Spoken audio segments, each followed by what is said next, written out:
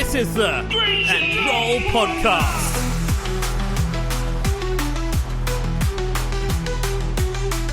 With your hosts, Chibsy and Mad Dog.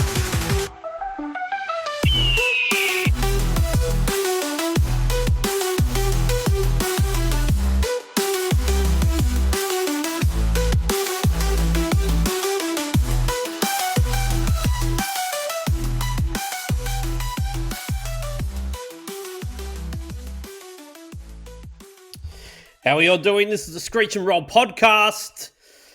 It is just me, Chibsy, solo today. Doggy is off doing doggy things, but I wanted to get something out there. Talk about the Brisbane game, whether it was a good win or not. I'll discuss that with myself. And then we're going to go in look at the Melbourne United game coming up in Melbourne.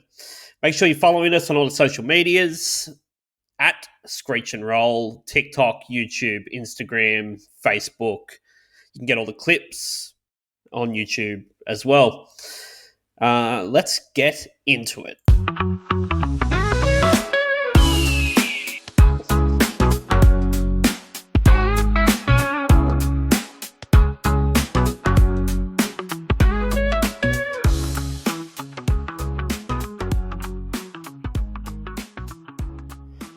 Okay, we got a win.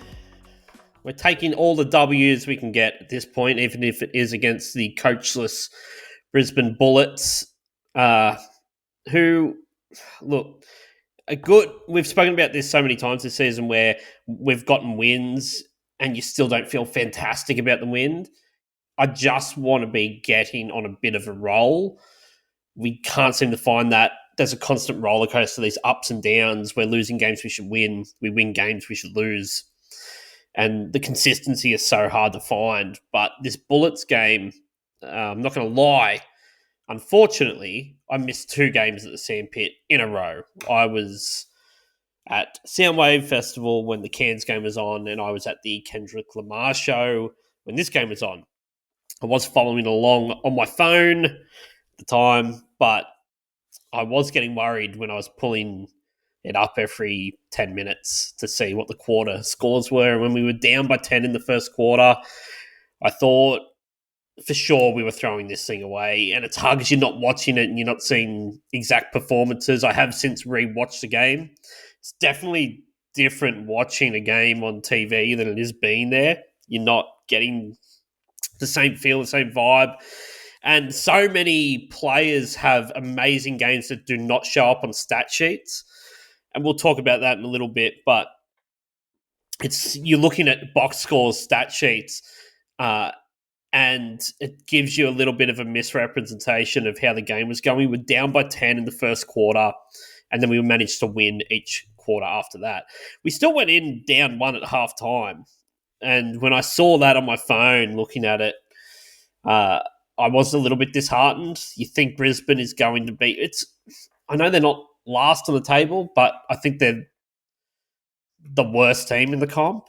And it's not even player-wise. Their roster's good. Just terrible coaching. The fact they have a head coach that could be anyone that's just walked out of the crowd to do it. Why isn't the assistant coach just taking charge? I don't understand. Every time out, they go to it. Old mate Stu Lash just says, it's all right, keep doing what you're doing, and then hands it over for tactics to the assistant coach. They must be filthy. They must be like, how has this guy got a job? It's crazy. So we got to the third quarter, we got up, and then in the fourth quarter, we were able to really just blow them out towards the end. There was 26 lead changes in this game, though. Real back and forth, which just gives me a disturbing feeling that we're as good as the Brisbane Bullets this season. Even if we got the win, it seemed like we were just as likely to lose it. There was some, I'm hoping, shining light into rotations and the roster going forward. The shooting for both teams was terrible. The Hawks were 5 from 28 from 3. The Bullets were 5 from 26 from 3. So there was 10 3-pointers this entire game. Crazy. A stat I do like a lot, and we've spoken about this as well, a couple of years ago, free throws were just such a horror show for us. We couldn't trust anyone to go to the line, maybe other than Harvey, and consistently hit their free throws. We shot 95% from the free throw line, 19 from 20 from the free throw line. And early in the season, we were freaking out that McGee was just that was going to be the silver bullet for McGee, was just send people in to foul him, send him to the free throw line. That's 2 points saved because he won't hit them. And his shot is bizarre. It's super high arc because he's so tall. And I really want it. He definitely has worked on something. He's found got a little hitch out of his shot since after the first few weeks of the season, because he's nailing them at the moment. We out-rebounded him, which is fantastic. We'll get onto this roster thing in a little bit, but actually, let's just do it. Bayles, my God, get that guy on the court. There is so much energy, so much just defensive hustle. He's boxing out, getting rebounds. He is scrambling all over the court. His hands are everywhere. He caused so many just bad passes, turnovers, bad shots, and he's just so confident. If he nailed a few great shots, it would be awesome to see him have that same confidence that he's got with getting the ball down the court, moving, taking people on to pull up and hit those jumpers. If we can get him to be last year's Hickey, just a lot of energy off the bench, pressure and pace, just so much pace. He epitomizes the way that Tatum wants to play. It's strange that he hasn't been playing at all. I don't know what's happened. I know, obviously, we're not having a winning season, and he's mixing up the roster and the rotations a lot, and you've got to do it. We saw early on Jackson Ball was getting starting minutes, and now he can't get on the court.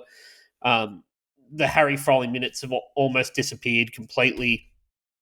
And we're getting Luke Yates minutes. And there was a time during this Brisbane game where I think it was Yates was on, and it was QJ, and it was Bayles. I can't remember, maybe it was Peatling or whatever, but it was sort of a small ball lineup. And it was like all of a sudden we were crashing the boards and getting second chance opportunities that we have not been getting all season. If Luke Yates is going to go in there and just get tips and get his fingers to it and be able to knock it out for a second chance, 3-point shot, whatever, give him minutes. I'm all for just trying anything out to see what is working. It might be a game-by-game basis, but this also he could find that key like we did last year when he realised that he needed days to come off the bench. He was going to start Peatling. I don't have a problem with the starting five, but I want to know who that last year you knew at certain times here, there, this person's going to come on, this person's going to come on, and every now and again you would get a little X factor. Dan Greeter's coming on. Give Greeter the minutes. Give Bayles the minutes. Get Luka Yates on and give him minutes. Just whatever's going to work, and just play with a pace and a high energy is what we need. If your second unit's coming on and outrunning more energy, more hustle than you're starting, then they're going to step it up as well. I love that. The JaVale McGee double-double thing, I think it's only 2 games maybe this year that he hasn't had a double-double. Here's a cheat code in the entire NBL is JaVale McGee. 30 points, 10 boards. And I don't even think it was the best game he's played. He just quietly will get a 30 points. It's pretty wild. QJ had another great game. He was 100% from the free throw line. He hit 8 of 8. He had 8 assists, 19 points. Peatling as well was like a plus 23 when he was on the court. It's what you really need from a guy like him, that sort of combo player that's playing either a small forward, almost steps in and out of that playmaking position sometimes as well. We haven't seen him shooting as much, He hasn't had a lot of double-figure games, but he's just always useful, always good out there. My favourite thing, because I've been whinging about this so much this season, is the fact that our turnovers were not excruciating. And when I say they're not excruciating, they weren't in the 20s, which they have been most games. It's so frustrating watching the ball got turned over. Davo was safe. He had one turnover. We'll give him one turnover because he's Davo and he plays with, it's he's like got a little bit of magic. He does stuff you're not expecting, and sometimes his own teammates aren't expecting it. And it's what we love about Davo, but unfortunately, the last few weeks, that has turned into mass amounts of turnovers at really bad times. So it was good. One turnover, he had 18 points, 8 rebounds, 3 steals. He really stepped it up the second half, put a lot of pressure on, and you could tell, like 100%. The bull. I don't know what to say about the Bullets. I don't need to say much about the Bullets. It's a Screech and Roll podcast. We're talking about the Hawks, but they've got their players aren't bad. I don't know what to say. It's so strange because they're not a bad roster at all. And my early season picks for them being up there is starting to look worse and worse every week. I think it comes down to coaching, this one. But it's a win for us. And, we just try and string some together. The best we can do now is just go, please get into the 6. That's all you can be aiming for. So it's a win. Let's try and get 2. Let's try and get 3. It's going to be tricky. So every time we just basically stuffed up our 3-win run. We lost that Cairns game. And that, I hate to say it, it might be the thing at the end of the year where you're like, I can't believe that Cairns game. I can't believe we lost that Cairns game. We beat South Melbourne, who we weren't meant to beat. Cairns you're meant to beat. Brisbane you're meant to beat. We should be 3 on the trot here. And we're not. And now we're going into a Melbourne and Adelaide doubleheader, who we're always heroic against, but they're not guaranteed wins.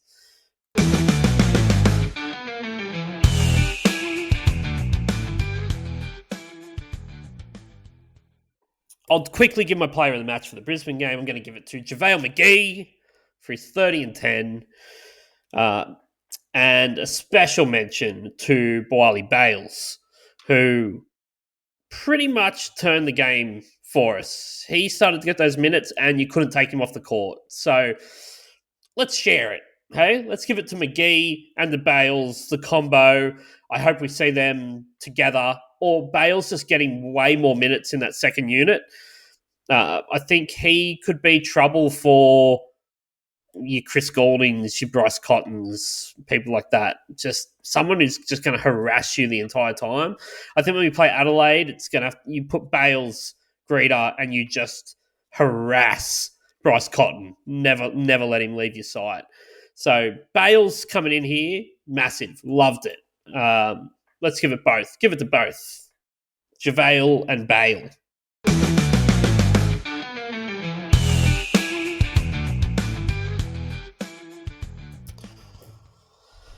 Now, it's hard with the Flop Award because I wasn't there. So do I give the Flop Award or do I not? I watched it on TV and it's really hard to tell the Flop Award. But no, let's do it. We're just happy that Chris Goulding didn't hurt himself flopping in front of us. Based on nothing at all, I give it to Alex Dukas. I think I saw him fall over. And I'm not sure if he was fouled or not. He might have just slipped. But it's a fun thing to put out there and it riles people up. I don't know if anyone's actually watching Brisbane or caring that they're in the NBL this season, but there you go. A little bit of fun for us. Let's look at this Melbourne game.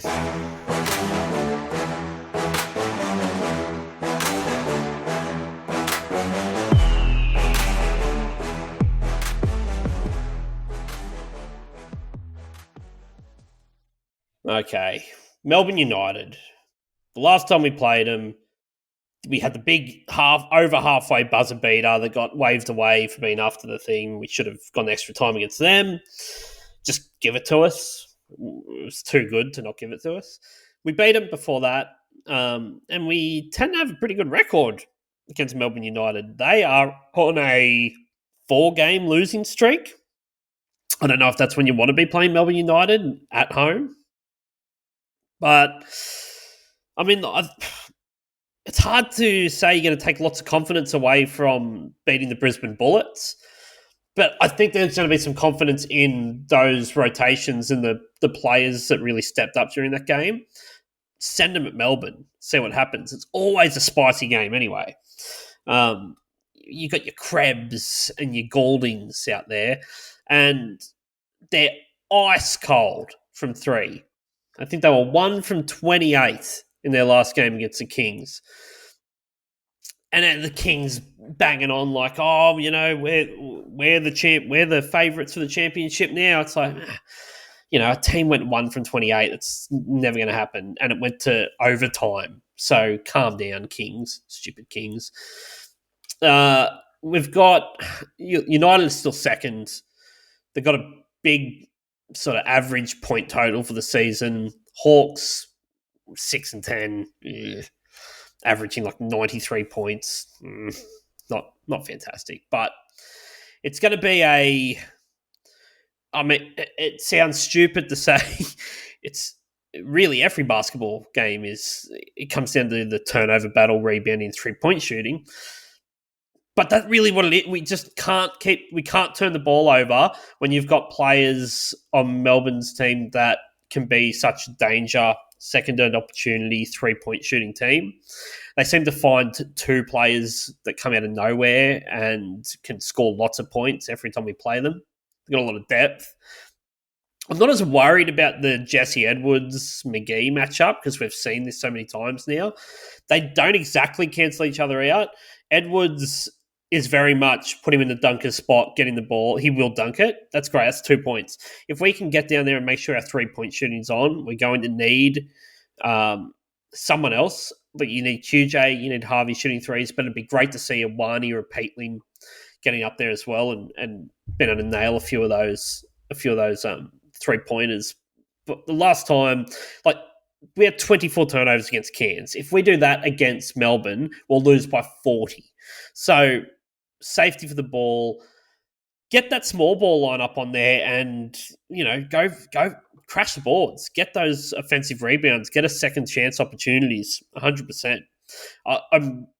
I'm really excited for this game just to see if those rotations that worked against Brisbane can go on the road and work again. If we can just find the right balance of players and minutes, then I feel like we can go on a run there and be a problem for someone come playoff time. QJ, I know he had a quiet one against Cairns, but he's just started to look really good. I love when the ball's in his hands. And it's just a dead-eye shooter. He really is like having another Harvey out there.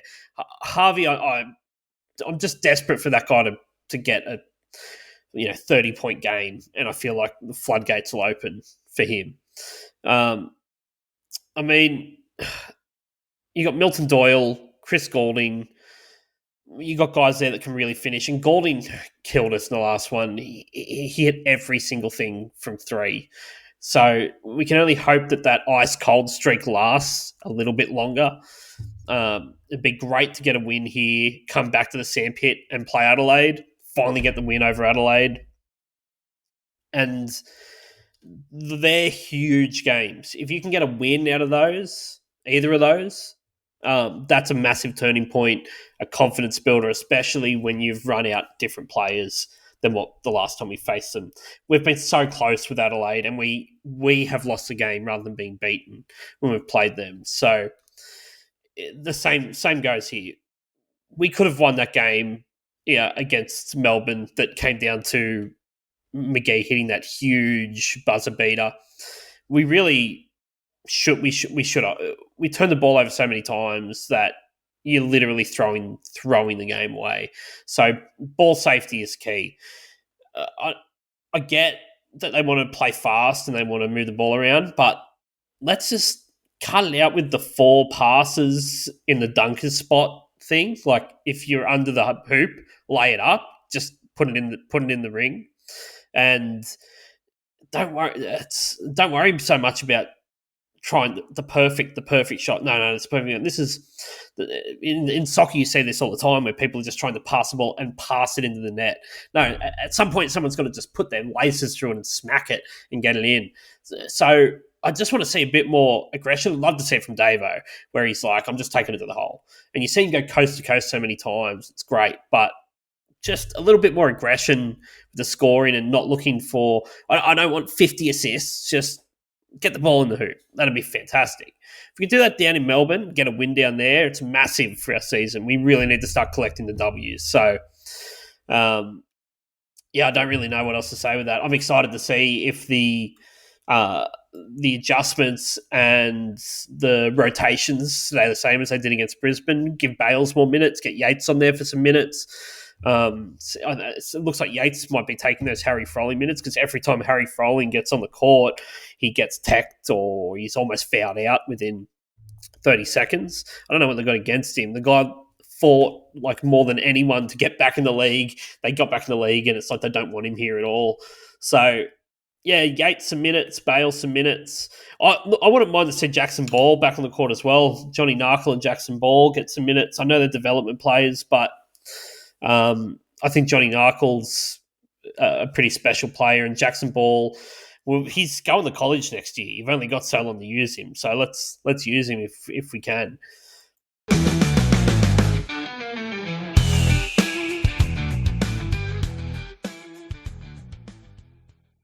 All right, we'll keep that short and sweet for this week. We'll be back next week, I believe, before a Christmas Day game.